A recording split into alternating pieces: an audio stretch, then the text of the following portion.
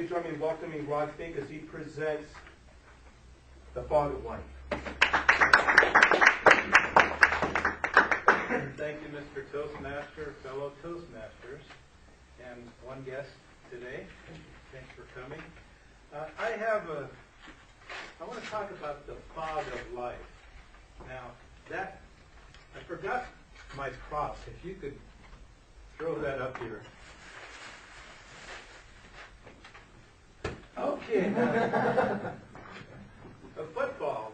I don't want to drop it too much, but if you were watching the playoff games this weekend, both games had great passes. I saw a quarterback jumping over the goal line to make a touchdown, great catches. But one of the stars of the game was the ball. And one of the things that makes football so interesting is the way it bounces. Have you ever noticed when somebody drops a ball, they call it a fumble, it starts bouncing this way and that way, and some guy will go to grab for it and it goes that way, and another guy jumps on it and jumps out, and maybe 5 or 6 guys will try to get this ball, and it's really like a comedy to watch how this ball is the show itself. So I want to tell you that the ball bouncing like that is like life. We have so many things that we encounter in life. We think we have a good grasp on it, and the next thing you know, something is happening that is out of our control. We like control, but there is no way to have full control in life. I have experienced so many different ball bounces, so to speak. It's going through the fog of my life. I've experienced bankruptcy because of a dumb mistake. I experienced going to war, getting cancer from that war.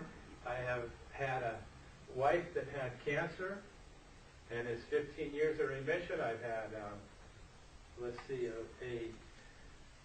a grandson that was born with spina bifida.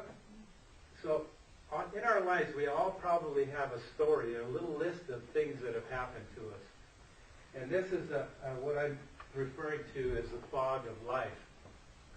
Now, this term, I originally wanted to call this the fog of war, but being from a war and everything, I don't want to just be talking about war all the time, although war really affected me tremendously. But the fog of war was a term that was given about back in the days of Napoleon. One of the military analysts said 75% of the things we encounter in war, and I'm going to change the word to life, so it means about the same thing. 75% of the things we encounter in life are unexpected, unknown, things that we didn't prepare for, and we really can't in every case. There are a few things you can do, but there are things that happen. And I'll use the term stuff happens, and that's probably a jargon, which I'll probably get dinged on the speech, but it's better than saying the other S word, that stuff happens to us. We have these things happening to us all the time. There was a big fog that happened in 2007. They call it the Fresno fiasco. They had an accident. People got into this fog and they started slowing down because of the fog, and guess what? The people behind them didn't slow down. So it was one car after another, boom, boom, 129 cars in this accident.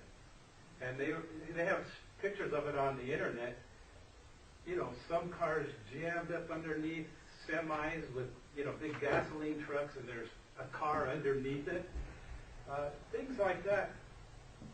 There was probably some kind of ability to avoid it. If you had been smart, you probably wouldn't drive 75 miles per hour in a fog. So some people could have avoided that accident, and other people were just plain old dumb.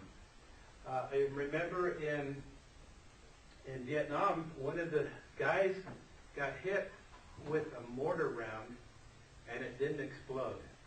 So they took him down to the doctor with this mortar round, that unexploded thing in his belly, and they had to, at the risk of their own lives, cut it out and go dispose of it.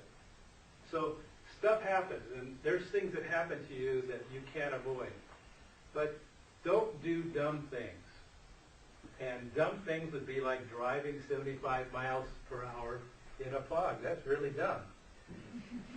Don't basically try to avoid doing obvious dumb things. Texting while driving.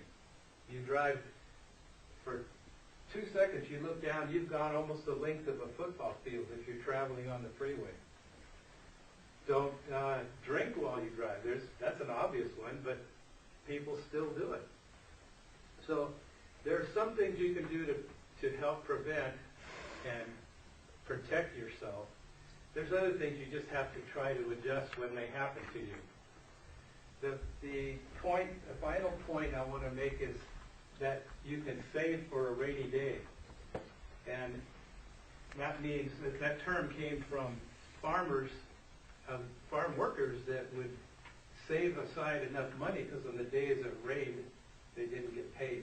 So have insurance. Anticipate that these things will happen. And I just feel like if we can pay attention to some of the things that are going to happen to us and put a little more foresight and a little more analysis into what we're doing, we won't make dumb mistakes, and we will have a little bit of preparation for when these things of the fog of life hit us. Can we turn to the football? Sure. Be careful. It's a signed Chargers football.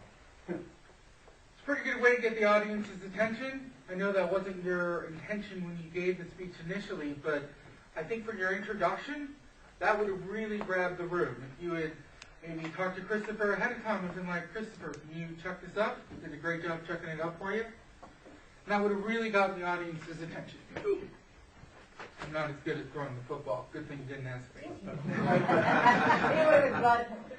So that would have been a great way to start. Your introduction was a little shaky because you left your prop. So I think that would have been a way that you could have started the speech intentionally, and it would have been very effective. Your point was very clear, which was that 75% of things in life are unpredictable.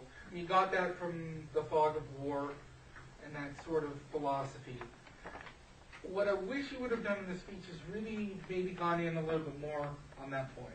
And I know you don't necessarily like to talk about war, and that's certainly understandable, but for this particular speech to have the impact that you would want it to have, if you would have spent a little bit more time focusing on where that point came from and maybe a personal story on your own part of how that affected.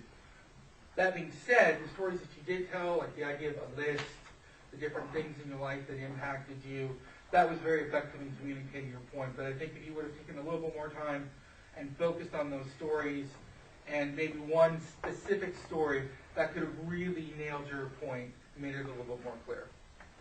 Now, you did use the word stuff, and I wouldn't have actually said anything about using the word stuff. To me, it's a word choice. Some people like it, some people don't. Some people would consider it a filler word, some people wouldn't. I wouldn't have said anything had you not gone on about it and talked about how, that would be considered a jargon word, and you might get dinged for it, and thank you. That you might get dinged for it or something like that. That time that you spent talking about that was probably 15, 20 seconds, but that 15 or 20 seconds could have been spent elaborating a different story or making a different point.